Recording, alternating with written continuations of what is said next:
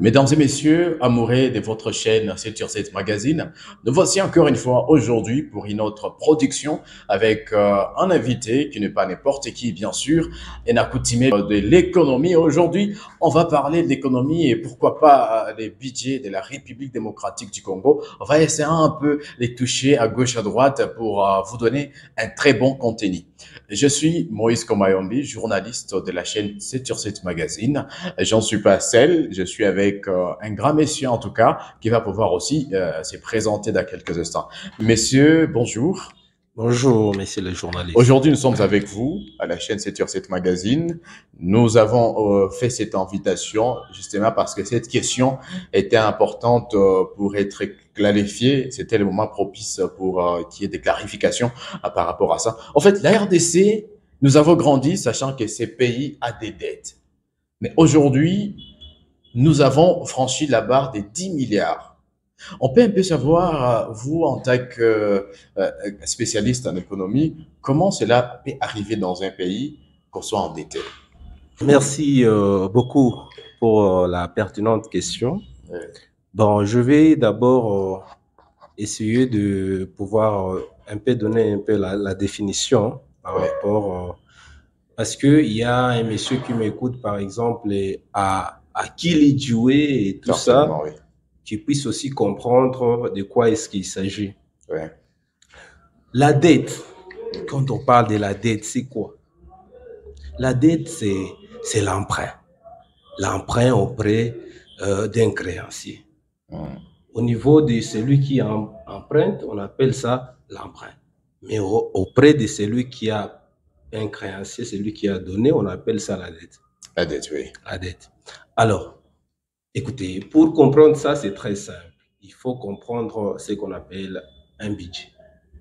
C'est quoi un budget? Oui. C'est justement une prévision des dépenses.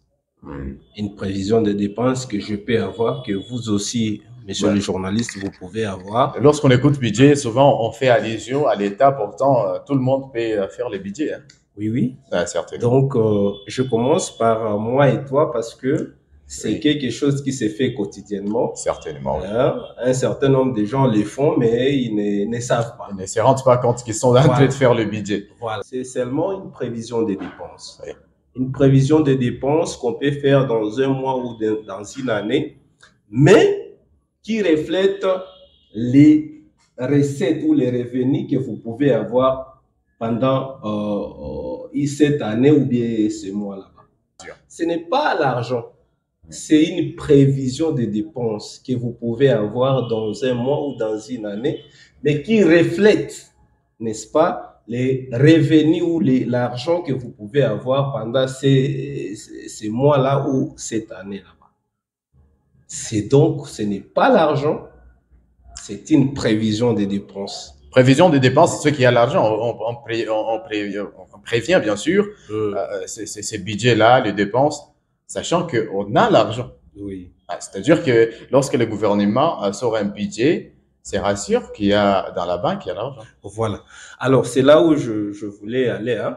Oui. C'est que lorsqu'on est en train d'établir les budgets, on prévoit les dépenses qu'on va avoir, on doit faire recours aux recettes. Et d'une manière globale, comme vous êtes en train de le dire, le budget de l'État, c'est qu'on prévoit ce qu'on va dépenser pendant une année au sein de la vie nationale, suivant les recettes et les dépenses d'abord. Mais lorsque ces dépenses sont égales aux recettes, les recettes de l'État, évidemment, ce sont les impôts et les taxes. Lorsque on parle d'un budget équilibré. Mais lorsque les dépenses qu'on a prévues sont supérieures par rapport aux recettes qu'on a eues, c'est là où on recourt maintenant à la dette. Il y a dépassement budgétaire. Voilà. On a dépassé. Non, ça c'est pas. C'est même pas encore le dépassement. Ce n'est même pas le dépassement budgétaire parce que on parle de dépassement budgétaire lorsque les dépenses qu'on a prévues au début on est arrivé à dépasser même ces dépenses-là. C'est là où on parle de dépassement budgétaire. Vous et moi, vous pouvez avoir des dépenses, vos dépenses à vous, mais qui sont supérieures à vos revenus.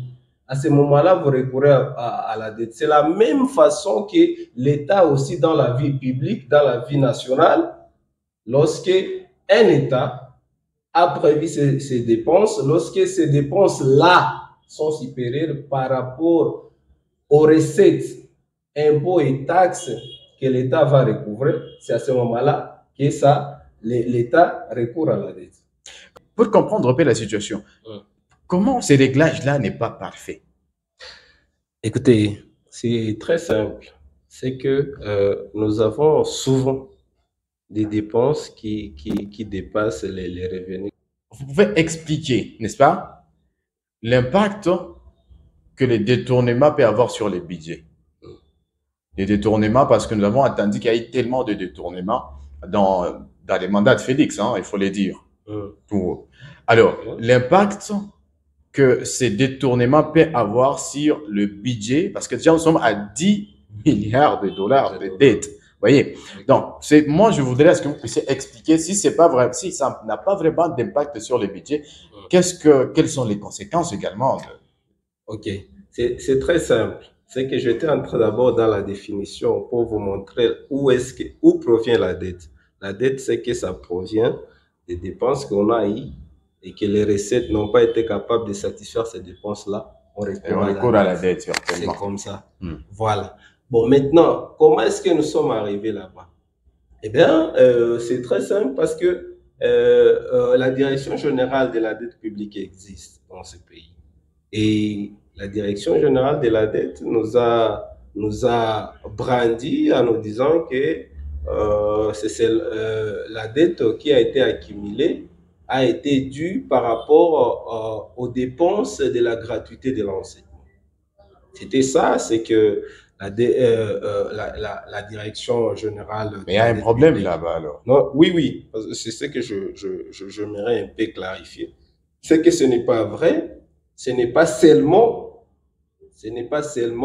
l'enseignement et la gratuité de l'enseignement qui a accumulé les 10 milliards. Non, c'est pas vrai. C'est qu'on a beaucoup de problèmes dans ces pays. Nous avons d'abord la guerre. Hein? La guerre signifie le coût de la guerre. Le coût de la guerre, c'est quoi? C'est qu'on a la logistique. Nous avons les personnels, les soldats qu'il faut payer. Nous avons la ration qu'il faut payer aux militaires. Et les soins également. Les soins, ainsi de suite, et tout ça, c'est que ça pèse encore sur le budget de l'État. Il n'y a pas que ça. Il y a aussi ce que nous appelons les institutions qui ont pris l'ascenseur par rapport à leur coût. Hein? Nous avons la présidence, nous avons l'Assemblée nationale. Les institutions budgétaires. Voilà. Il n'y a pas longtemps, on nous a révélé, vous et nous, qu'un député touchait aux alentours de 21 000 dollars. Ce qui a fait tellement de polémiques. Hein. Voilà. Et c'était seulement lui. Mais un député a des assistants qui sont payés aussi. Il a aussi les frais de fonctionnement. Tout ça, vous voyez qu'un député peut aller aux alentours de 30 000 dollars. 30 000 dollars les mois. C'est-à-dire que tout ça, ça pèse sur le budget de l'État. Il n'y a pas que ça. Il y a aussi le projet des 145 territoires. C'est un projet pour lequel nous félicitons les chefs de l'État, mais c'est un projet qui nécessite l'argent. On ne peut pas penser qu'on va avoir des hôpitaux dans des entités, des entités. On ne peut pas avoir, n'est-ce pas, des routes, ainsi de suite, sans qu'il y ait les dépenses de l'État. C'est que tout ça entre dans le budget, et ça a créé que le budget les dépenses de l'État soient énormément supérieures par rapport aux recettes. Et voilà là où nous en sommes. Je ne sais pas si c'est dû à quoi. Est-ce que nos directions bien sûr, des recettes ne font pas du travail ou c'est seulement l'argent qui ne circule plus. Voilà. Là, j'aimerais un peu expliquer, hein. Vous savez, un budget dans un pays, dans un budget, il y a des dépenses, mais les dépenses sont différentes. Il y a des dépenses de consommation. Si je ne peux que prendre les dépenses de consommation et les dépenses d'investissement. Les dépenses de consommation ne ramènent rien à l'État, alors que les dépenses d'investissement ramènent quelque chose à l'État qui peut, n'est-ce pas, amener l'État à pouvoir payer ses dettes. Ouais. Voilà. Alors, lorsque nous prenons une dette, et c'est là où il faut s'interroger, vous et moi, nous sommes Congolais, est-ce que la direction des dépenses publiques pensait exactement que la dette qu'on a eue était destinée à obtenir la croissance? Parce que comment est-ce que l'État paye ses dettes? C'est qu'il peut s'emprunter, mais cet argent qui s'est emprunté ne va pas aller vers les dépenses de consommation. Il ira vers les dépenses d'investissement. Oui. Oui, les dépenses d'investissement et pour les dépenses qui servent à rembourser les dettes. Est-ce qu'on a vraiment un exemple voilà, d'une institution où l'État a investi pour générer de recettes qui pourront aider à payer, peut-être à payer? C'est très simple, c'est que l'État est actionnaire d'abord dans beaucoup d'entreprises, hein, dans notre pays, que ce soit l'entreprise d'électricité, que ce soit des entreprises d'eau et ainsi de suite. C'est que lorsqu'il est actionnaire là-bas, il peut investir l'argent qui va générer des bénéfices. Ces bénéfices là-bas peuvent servir à payer sa dette. Donc, c'est très simple. Ou bien, il y a d'autres moyens, on appelle ça investissement à long terme, c'est qu'il peut investir par exemple dans les routes, dans l'enseignement, dans tout ce que vous voulez. Hein. Ces investissements-là à long terme produisent des intérêts, n'est-ce pas, des bénéfices à la nation par rapport à ce que ça va produire. Les routes, par exemple, les dessertes agricoles. Oui, c'est que les routes des dessertes agricoles, ça va permettre que les marchandises, ou si vous voulez, ce qu'on on a pris comme agriculture au niveau des villages et tout ça, de la cheminée vers les villes, et puis qu'on vienne directement pour, n'est-ce pas, aller vendre ici, et ça produit quelque chose parce qu'il y a les taxes et les impôts que l'État fait payer. Et ça rentre dans les recettes de l'État. Ça permet à l'État d'avoir de recettes et à la longue de pouvoir payer. Alors, puisque nous restons avec peu de minutes, moi, je voudrais à ce que vous puissiez, dans la parole que je vais vous donner, nous expliquer encore une fois qu'est-ce que la dette, n'est-ce pas? Et ensuite, comment est-ce que la dette se paye, n'est-ce pas? Et dans quelle mesure la dette peut être difficile à payer. C'est un peu ça qu'on veut savoir. Okay. Bon, monsieur le journaliste, c'est très simple. La dette est un emprunt. Un emprunt. Un emprunt qu'on prend par rapport à ses besoins. Oui. Les besoins que je peux avoir, que vous pouvez avoir, que la nation peut avoir. Très bien. Pour celui qui a pris la dette, on appelle ça l'emprunt. Et puis, pour celui qui a prêté ou les créanciers, on appelle ça la dette ou les prêts. Les prêts, oui. Les prêts. Voilà. Maintenant, ces prêts là-bas, est-ce qu'un État, c'est important que qu'un État puisse les prendre? Oui, c'est important pour subvenir aux besoins que la nation a. Mais maintenant, est-ce que c'est bien ou c'est mal? Lorsqu'un État a, par exemple, une dette, c'est mauvais et c'est bien.